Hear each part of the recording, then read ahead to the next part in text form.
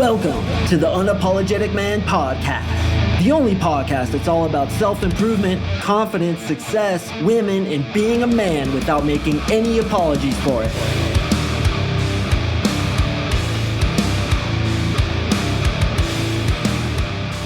What is up, gentlemen? Thank you for tuning in to another episode of the UMP. Happy Thursday. I hope the weekend's been treating you well. And today, we're going to talk about what to do when a girl is ho-hum, isn't really responding to your texts, or taking forever to reply. And I have a couple good responses to this, but really it's about the philosophy and how to avoid just chicks wasting your goddamn time. So we're going to delve into that today. Told you guys over the last few months that I've been training for a triathlon. Well, I actually did it today. I did my triathlon today, and I did what's called an aqua bike. Now, for those of you who aren't interested at all in these triathlons, just bear with me. Let me flex up a little bit, bro. I've been training for this shit for like 5 months, I think, because I was a freaking chicken McNugget with tits. I was so out of shape. I looked like a cow standing vertically. When you put a bathing suit on me, I basically look like a potato with a bathing suit on it. Not really true, I'm just joking, but cardiovascularly speaking, my capillary beds weren't really up to speed, bro. Wasn't really that fit when it came to my cardiovascular health. So I've been riding my bike a lot and swimming a lot, and I was like, yo, why don't I do a triathlon? Well, the reason I don't want to do a triathlon is because running is hell. And I was like, come on, man. You tell your listeners all the time to man the fuck up, do what's hard. So I was like, all right, let's go for a run. Well, I don't want to get too deep into it, but I went for a mile run and I was freaking decimated, bro. It ruined me.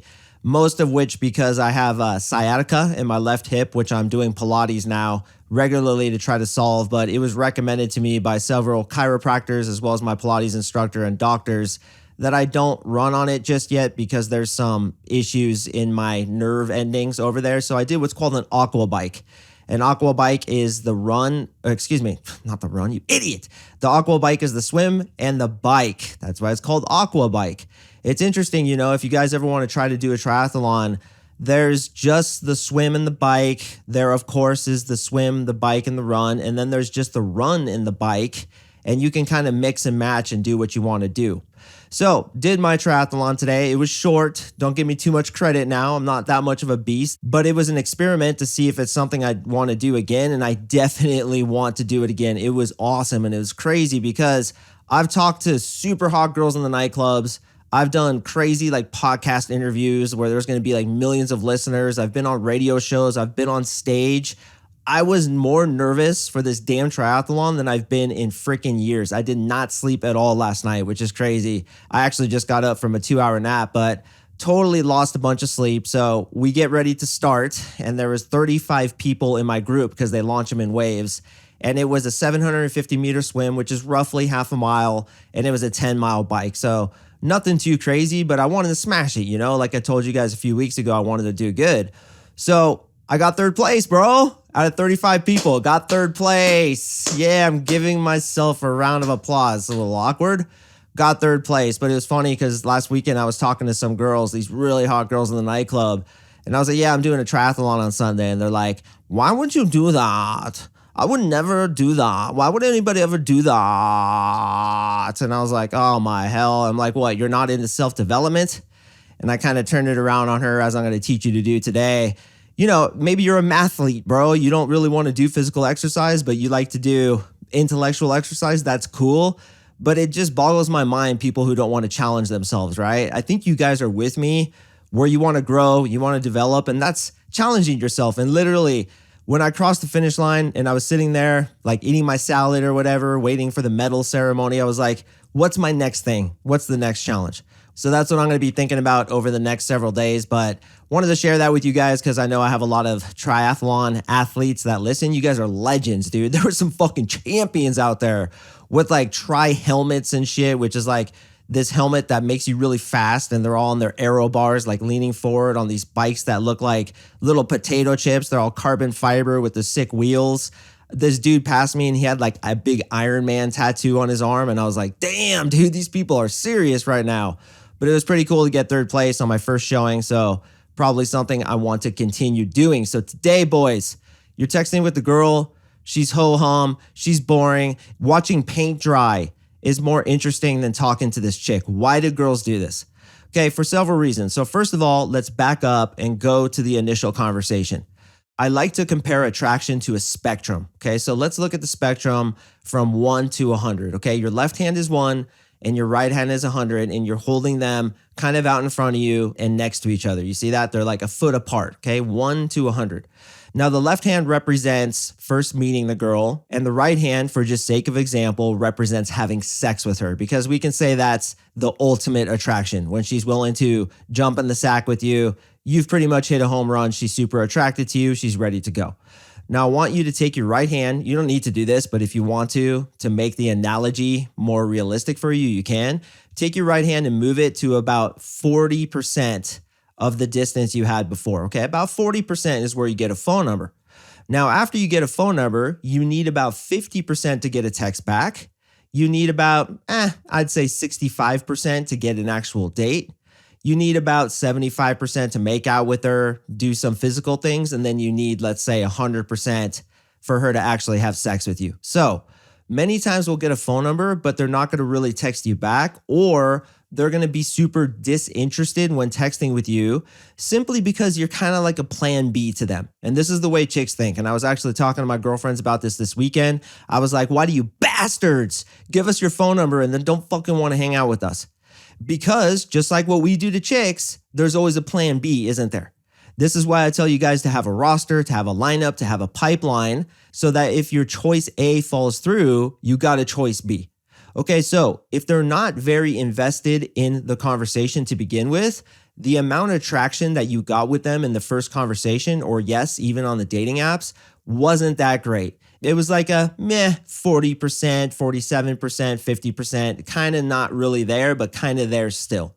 Now, I don't want you to feel bad about this, because getting a phone number is something, right? Like, you got her somewhat attracted to you to get the phone number to be in a conversation with her. So whether it was over the dating apps, but certainly preferably in person, you should feel pretty good that at least you yanked a number. But what you need to know is that you need to get more attraction, to get more engagement, to get more interaction with her. So it's not just that chicks are stupid or boring or anything. Not at all, man. Like, chicks can be super fun to text with when they're into you. So we have to back up and start with the initial conversation, or perhaps your pictures aren't good enough on the dating apps. Perhaps you're texting too much and your profiles aren't interesting enough. Perhaps you're not getting enough attraction before going for the phone number, which of course is its own episode, but these are things to consider. So when this happens, I don't want you to hold it against the girl. I want you to think, okay, there simply isn't enough attraction. From here forward, brother, you have to realize that attraction is the answer to all things. Attraction is the answer to getting her phone number. Attraction is the answer to her being more engaging when you're texting with her. Attraction is the answer for her to actually not flake on you, show up, and come hang out with you. Attraction is the answer to get physical with her. And of course, attraction is the answer to have sex with her. Attraction almost fixes anything. So you have to work on your initial attraction. You have to leverage that shit as much as you possibly can. Well, Mark Sing, how do I leverage that shit? Listen to my fucking episodes, you idiot. There's so many goddamn techniques, okay? Are you using, for example, the 5-finger death punch? Have you used the cube? Are you storytelling? Are you push-pulling? Are you cold reading? Are you qualifying her to make her sell herself to you? Many times when a girl's being boring over texting, or worse, not texting you back at all, is because you didn't qualify her. So go type in Mark Sing, qualifying, listen to that. Or if you want to become an absolute assassin at this shit, join my coaching program and I will teach you how to give her so much attraction for you that all the bullshit you've been dealing with before is freaking gone. Out the door, out the window, goodbye. Don't let the door hit you where the good Lord split you, you fucking sea bass, because attraction answers all things. So now we understand why she's being ho-hum, but you're texting with her and she's still being ho-hum. So let me ask you this. Do you think the best thing to do is to chase her, follow up with her, say, hey, did you see my text? Or double text? You're goddamn right. And if you do that, I want you to fly out to Colorado, email me at CoachMarkSing@gmail.com. I will personally drive down. I will drive an hour to Denver Airport. And then what I want you to do is see me. We're going to be like, what's up, man? We're going to shake hands. Then I want you to face away from me, okay? Because I'm going to come up behind you and choke you the fuck out if you do that shit. Never follow up with the girl when it comes to texting. Here's what you do. 1 for 1. Well, what if she doesn't text me back? She's done, bro. Drop her, professor. What are you doing out there, bro-tater cuff? Don't be an idiot and drop that chick. Don't follow up with her. Don't try so hard. Don't be thirsty. Okay, but then what? Like, she's not texting with me. If I'm not thirsty, then it's just going to get lost. Yeah, it is going to get lost because you didn't build enough attraction. But here's 2 things you can do. Okay, so when we're dealing with girls, sometimes we have to gamble. And I'm willing to gamble big and call them out on their shit. And this is going to work about half the time, maybe 40%. But you're losing her anyway. So what I'm about to tell you, it's a little bit confrontational. It's a little bit like, hey, get your shit together, girl, and or shit or get off the pot, you damn mountain troll, or you're freaking done. Okay, so this is what I like to say. So, hey, Sarah, I found an awesome new way to fall asleep, ... Okay, this is what you're texting her. So you're texting with her. She's being boring, ho-hum, LOL, ha ha ha, like boring replies back to you, not really participating. You could even say this. So Sarah, ... She says, yes, Kevin, ... You say, I found an awesome new way to fall asleep. And she says, what's that? And you say, texting with you with an exclamation point. Okay, now, this may piss her off and sometimes she will ghost you. But brother, she was going to ghost you anyway. It was headed in a bad direction. Why? Because you didn't build enough attraction. So by your willingness to kind of call her out on her shit, it shows her that you're high value. You have options. Because what kind of guy would drop a chick? Like I said in a previous episode called the drop rule, a guy with options, right? So it's a little bit funny. She kind of gets smacked in the face a little bit. It's like cold water hitting her in the face, and she has 2 decisions. She could either get pissed, which make no mistake, some chicks do. So prepare yourself mentally. Don't get butthurt and be like, oh, that damn CoachMarkSing, he got me blown out. And now I'm going to go look like a chicken McNugget with tits because I can't get over it. And I'm just going to go eat ho-hos, ding-dongs, and zip-zips because I can't emotionally deal with it. Nah, man, you have to think, fuck her. I'm going to go meet other girls. The next bus is coming. Okay, so she's either going to get pissed and blow you out, or she's going to say this. Oh my God, I'm so sorry. I'm really bad at texting. I'm so sorry. I do apologize. Then you say, cool, I understand.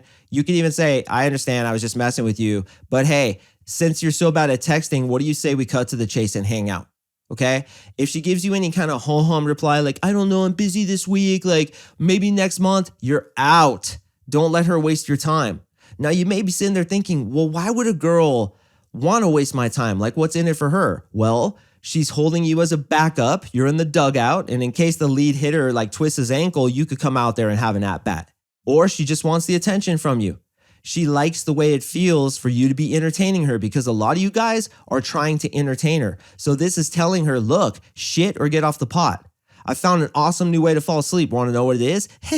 What? Texting with you. Okay. And I like to do an exclamation point. And don't use emojis, boys, like a heart, a starfish, a rainbow, a unicorn, and a fart. Don't do that shit. Emojis are out the door.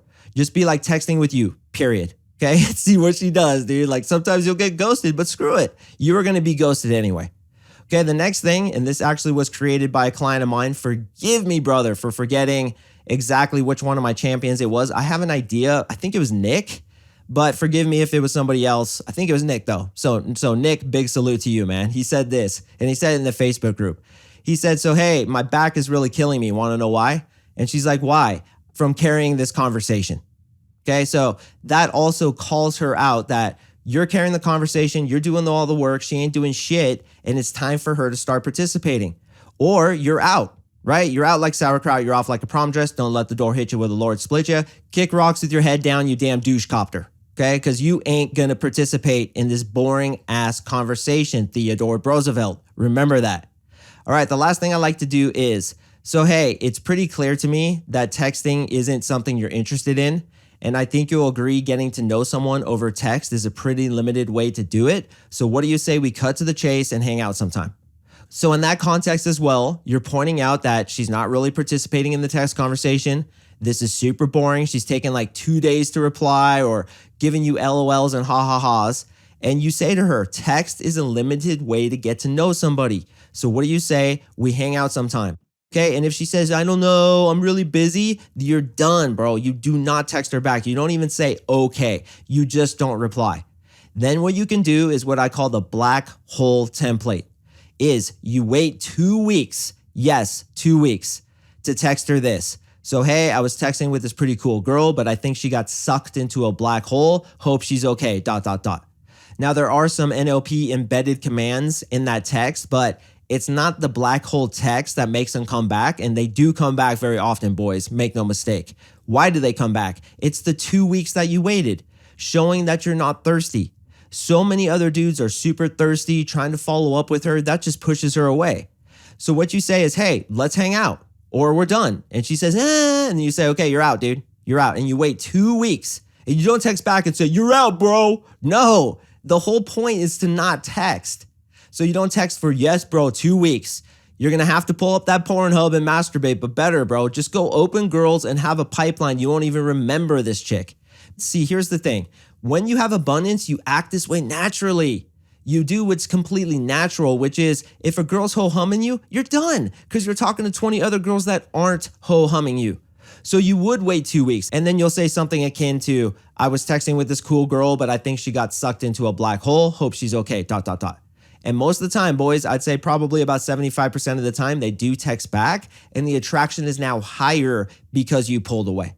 So let's go over the 3 strategies. The first one is, I found an awesome new way to fall asleep. Want to know what it is? She says yes, and you say texting with you. The next one is, so hey, my back is really killing me. Want to know why? She says yes, and you say from carrying this conversation. And the third one is, I think you'll agree that texting is a pretty limited way to get to know somebody. So what do you say we cut to the chase and hang out sometime? Or you could say, so it doesn't seem like you're very into texting. So what do you say we cut to the chase and hang out sometime? Like there's a myriad of different ways you could do this, but the point is to call her out on her shit. Stop jumping through her hoops, trying to play games, trying to bring up gambits that I've taught you, where she's giving you LOLs and ha-ha-has, and you're like, hey, have you ever heard of the cube before? Let me just run it through you. Do you want to hop on a phone call real quick so I can run you through it? You don't want to look like you're chasing her. So I love to do this. And yeah, many times I've pissed off chicks. Who cares though? Better they filter themselves out than me continue wasting my time.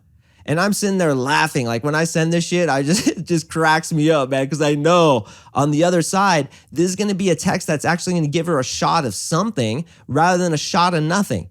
If it makes her eyes go wide and her get a little bit like fired up, good. At least I'm engaging her emotionally as opposed to the rest of these schleps who are like having boring conversations, trying to get her to come out, just like being super pushy and following up. It's horrible. You don't want to be that guy.